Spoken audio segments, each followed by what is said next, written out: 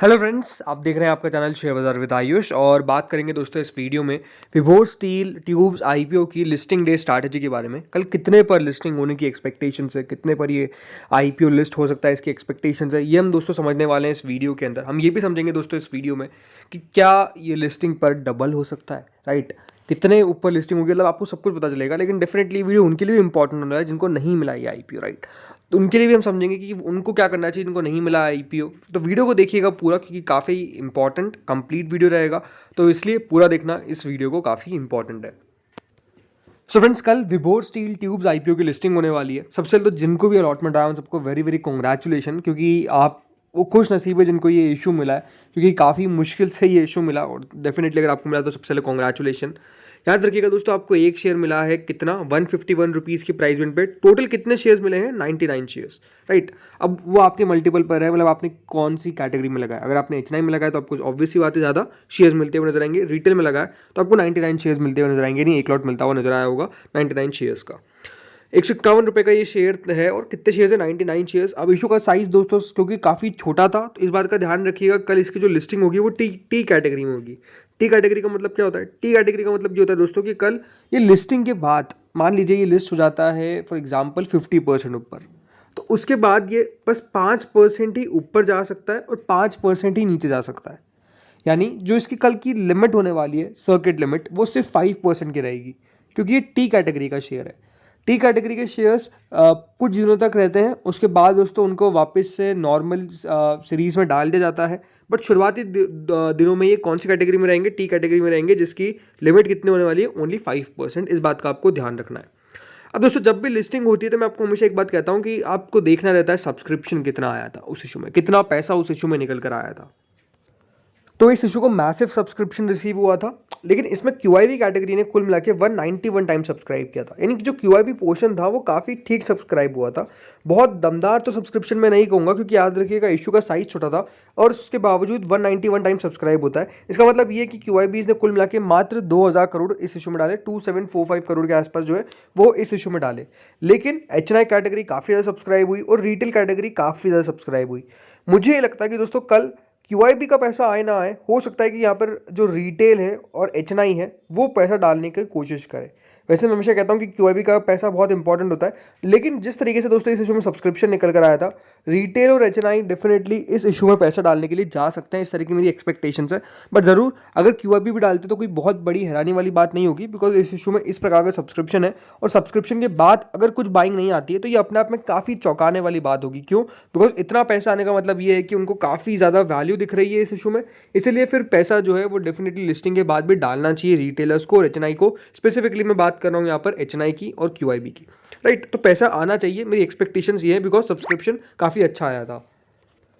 हमेशा दोस्तों जो एक फैक्टर मैं हमेशा नोट करता हूँ लिस्टिंग पे, वो होता है दोस्तों उस कंपनी का पी कितना है। पी देखिए 10.17 के प्राइस रैंक पे कंपनी अपना आईपीओ लेकर आई। दूसरी बात जो इसका आरओई है और आरओसीई है वो अपने आप में काफ़ी बढ़िया है। यानी रिटर्न ऑन इक्विटी 25% का है और रिटर्न ऑन कैपिटल एम्प्लॉयड 16.48% का है। हाँ, अगर ये 20% से और ऊपर होता तो काफ़ी बढ़िया माना जाता, बट 16.48% पर भी ठीक ठाक है, कोई खास प्रॉब्लम नहीं है। हाँ, डेट टू इक्विटी जरूर दोस्तों कंपनी के लिए प्रॉब्लम है, बिकॉज ये 1 के ऊपर है, ये थोड़ा सा नेगेटिव रहता है। और जो रिटर्न ऑन नेटवर्थ है वो ऑलमोस्ट 22.60% का है, जो भी बढ़िया है। हमेशा दोस्तों कंपनी को उसके पीयर्स से कंपेयर करके देखिए कि जो कंपनी जिस वैल्यूएशन पे लेकर आ रही है, क्या सेम इंडस्ट्री की कंपनी क्या इसी वैल्यूएशन पे ट्रेड कर रही है। तो कंपनी 10 के प्राइस ट्रेडिंग पे अपना आईपीओ लेकर आई, और जो दूसरी कंपनी है वो अगर आप देखेंगे कौन से वैल्यूएशन पे ट्रेड कर रही है, एपीएल अपोलो 64 के प्राइस ट्रेडिंग पे, हाईटेक पाइप्स 47 के प्राइस ट्रेडिंग पे, गुडलक इंडिया 31 के प्राइस ट्रेडिंग पे और रामा स्टील ट्यूब्स ऑलमोस्ट 37 के प्राइस ट्रेडिंग पे। इसका मतलब ये साबित जरूर होता है कि जो कंपनी वैल्यूएशन पे लेके आई वो डेफिनेटली काफ़ी चीप थे अगर इसके कंपेयर करते हैं इसके पीयर्स से, राइट। उससे तो हमको चीप दिखते हैं, बिकॉज आप देख सकते हैं 10 की प्राइस रेटिंग पे ट्रेड कर रहा है। बाकी जो कंपनीज है वो 65 के, कोई 48 के, कोई 30, ऑलमोस्ट सब जो है वो 30 से ऊपर ट्रेड कर रहे हैं, राइट। 30 टाइम्स से ऊपर ट्रेड कर रहे हैं। तो ये दिखता है कि हाँ डेफिनेटली कंपनी के वैल्यूएशन के हिसाब से तो वैल्यूएशन आपको चीप देखने को मिले।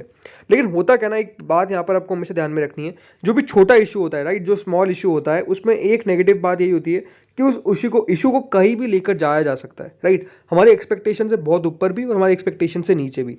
ये स्मॉल इशू की खासियत होती है, बिकॉज क्या होता है ना, वहाँ पे ऑपरेटर्स घुस जाते हैं। ये एक सबसे बड़ा प्रॉब्लम जो है वो मुझे हमेशा नजर आता है स्मॉल इशूज़ के अंदर। बट हो सकता है कि इस इशू में उतना आपको ऑपरेटर देखने को ना मिले। रीज़न सिंपल है, बिकॉज जो इस आईपीओ में सब्सक्रिप्शन हमको देखने को मिला था वो काफ़ी ज़्यादा शानदार था। ये बात आपको ध्यान रखनी है।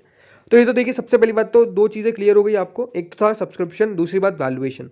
अब बात करते हैं दोस्तों यहाँ पर ग्रे मार्केट क्या कह रही है।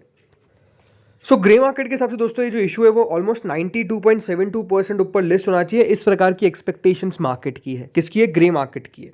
ग्रे मार्केट क्या कह रहा है कि 92.72% ऊपर लिस्टिंग होने की एस्टिमेट है, एक्सपेक्टेशन है। इसका मतलब क्या हुआ?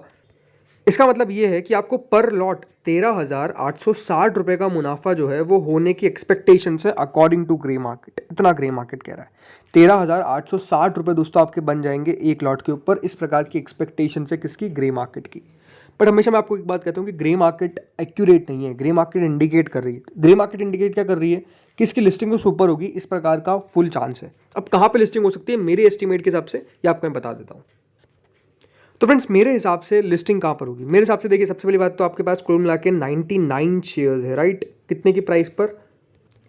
151 के प्राइस पे। और ग्रे मार्केट ये इंडिकेट करता है कि 140 रुपीज़ और ऊपर लिस्ट होगा। इसका मतलब ये है कि जो एक्सपेक्टेशन है ग्रे मार्केट की वो ये है कि करीबन ये 291 पर आपको लिस्ट होता हुआ नजर आ सकता है अकॉर्डिंग टू, अगर मैं ग्रे मार्केट चलता हूँ। बट जैसे मैंने कहा था कि ग्रे मार्केट हमेशा एक्यूरेट नहीं हो सकता है, ग्रे मार्केट एक इंडिकेशन जरूर दे सकता है, बट ग्रे मार्केट एक्यूरेट हो इस प्रकार की एक्सपेक्टेशंस नहीं रहती है। बिकॉज हाल आज भी अगर आप लिस्टिंग देखेंगे तो जो ग्रे मार्केट क्या था WTI कैप्स की, उससे नीचे ही हमको देखने को मिली। तो हमको हमेशा एक सिनेरियो क्रिएट करके चलना चाहिए कि हाँ उस हिसाब से लिस्टिंग जो है वो हमको देखने को मिलेगी। तो कहाँ पर देखिए लिस्टिंग हमको देखने को मिल सकती है, चलिए अब इसके ऊपर बात कर लेते हैं, राइट? क्योंकि सबसे इंपॉर्टेंट क्या है कि हमको लिस्टिंग समझना पड़ेगा कि कौन से लेवल्स पर अब हमको देखने को मिलेगी, ये सबसे ज़्यादा इंपॉर्टेंट यहाँ पर अभी नज़र आता है।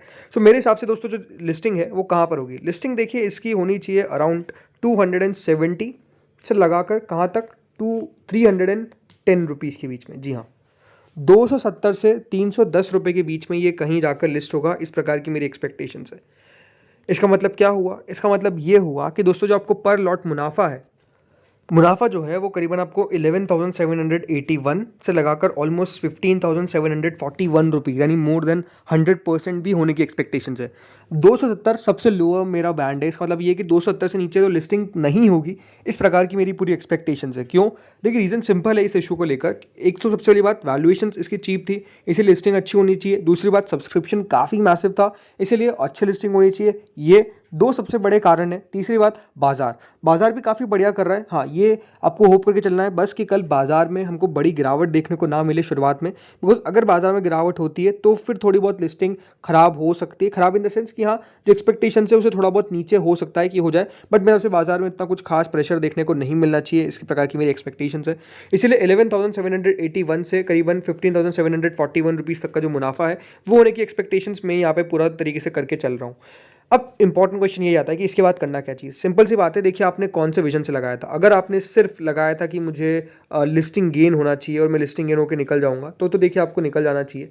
बट अगर आपने व्यू से लगाया था कि नहीं मेरे को लॉन्ग टर्म करना है तो फिर तो आपका सिंपल सी बात है। जिसने लिस्टिंग गेन के लगाया था, सिंपल सी बात है, जो भी देखिए ये अपना हाई बनाए, राइट, उससे 5% का अपना स्टॉप लॉस लगा लीजिए ताकि आपका मुनाफा सबसे ज़्यादा सेव रहेगा और 5% बाद आप एग्जिट कर जाइए। बिकॉज एक अच्छा खासा मुनाफा मेरे हिसाब से उस समय तक आपको हो जाएगा। तो 5% का स्टॉप लॉस आपको लगा के चलना है। तीसरी बात, अब वो क्वेश्चन निकल के आता है कि जिनको नहीं मिला है उनको क्या करना चाहिए। देखिए सिंपल सी बात है, इतनी अच्छी लिस्टिंग के बाद मैं आपको ये कहूँगा वेट एंड वॉच करिए।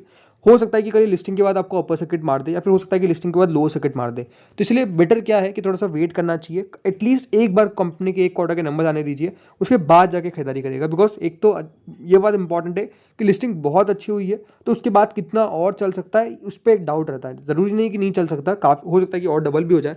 बट ज़्यादा बेटर यही है कि हम वेट एंड वॉच करें, उसके बाद जाके कोई फाइनल डिसीजन लीजिए। ताकि सबसे बेटर क्या बात है कि आप नंबर आने दीजिए Q4 के, उससे पता चल जाएगा। हो सकता है कि कंपनी अभी Q3 के अर्निंग्स भी हमको पेश कर दे, तो उसके बाद आपको पता चल जाएगा हाँ कंपनी की फाइनेंशियल ग्रोथ किस प्रकार की है। उसके बाद एक फाइनेंशियल डिसीजन लेना सबसे ज़्यादा बेटर रहेगा। तो फ्रेंड्स इस वीडियो में इतना ही था। मेरी एक्सपेक्टेशंस तो यही है, आपकी एक्सपेक्टेशंस क्या है ये कमेंट सेक्शन में आप लोग बताइए। Thank you friends for watching this video.